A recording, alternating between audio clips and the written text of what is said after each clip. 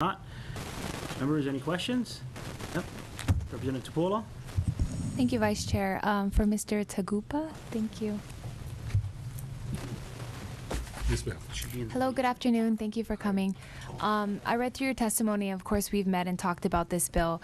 My concern is in rural areas where they don't use cell phones or landlines because they depend on this for a lot of different reasons. But when I read through this testimony, because at the end of the bill, it's asking that your department report back on how it's impacted businesses, how you guys have been able to collect it. So in your testimony, you're saying that this is going to be difficult for you to do. Is that correct? In response to second and third reports, this might be impossible for us to gather this data, right? To see how it's impacted so many different businesses. Is that correct? That's correct. I'm concerned about that because it's part of the bill and it would be part of the report that you would be required to do, but you're saying that it might not be possible. Then in the third section of the part where you guys had some difficulty with the bill, you said a larger issue regarding surcharges on retailers is the difficulty of enforcing. So again, when we had the last testifier up there, how do you guys propose to do this? Because any bill that we propose that's a law that we want to, I guess, enforce would have to have some type of teeth in order to get that back. So have you guys thought through that? And Yes, we have. And you know, when you're trying to enforce things, you don't want to use teeth. You want to encourage voluntary compliance, and that's the thing. And from the FCC report, they said that compliance is not a cost benefit. I mean, to spend money on compliance is a losing proposition. right. So in this respect, we would do our best to encourage voluntary compliance. And so through, I guess one of the original questions I had asked you when we first met was, does the 911 board need this tax in order to operate? Yes, we do. Technology changes, particularly in the field of public safety. And we have several items that are coming up that are in the queue to be deployed. Number one, the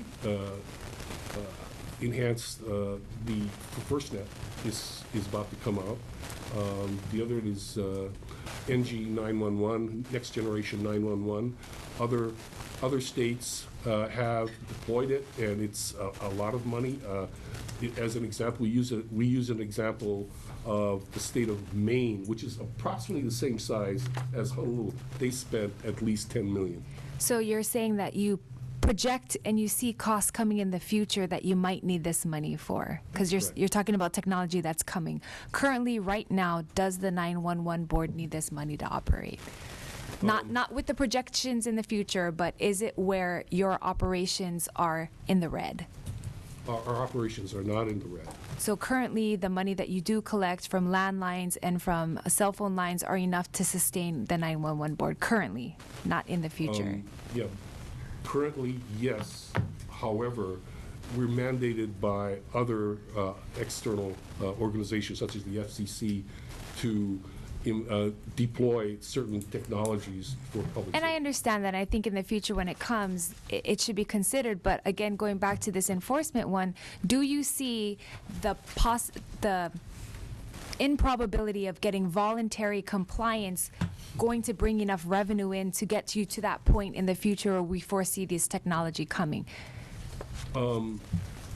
I mean, is it going to rake in the revenue? I'm hopeful. Well, and that's, I think that's the question, though, is we have this projection that things might come that you guys will have to pay for, but we're not sure if this is a revenue generator because we're not sure if we can grasp it, and we're not sure, in your second paragraph of response, we're not sure if we can even see how this has affected businesses or if businesses just stop selling it altogether because a lot of people buy it on Amazon or Best Buy online. So I guess those are my concerns, because currently right now you guys are operating okay, you're foreseeing costs in the future, but this may or may not be a revenue generator, dependent. I think it is. We did a strategic plan for 6 years, and we felt that without this particular source of money, which we estimated about $5.6 million through 2023, we wouldn't be able to purchase the technologies that we have. How did you guys estimate 5.6 million? How did you get to that number? You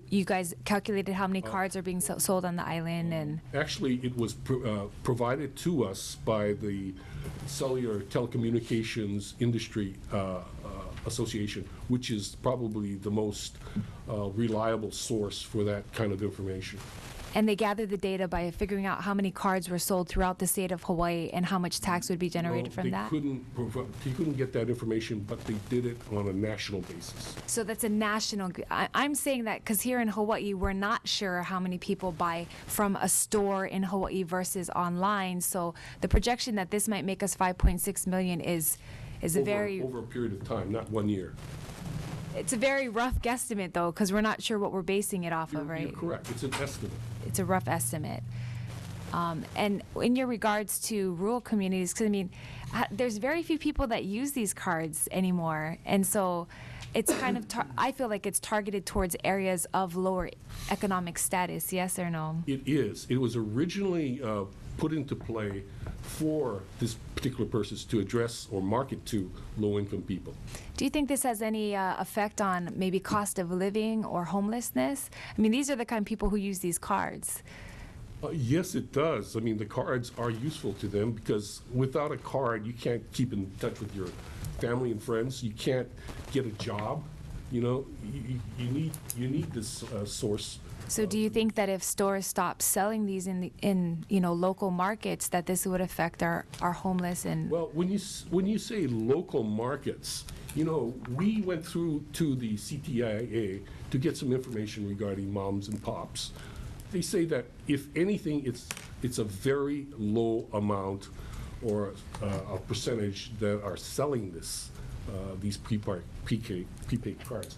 The Walmarts, the 7-Elevens. And I would agree, and that's why I don't think it'll, even in the long run, bring in 5.6 million, because very few of them are selling it, but they'd have to go through and calculate line by line each one, do the 1.5, write up a report, submit it at the end of the year, make sure that they're in compliance, and this is all voluntary, because in here it has no penalties if you don't file. True.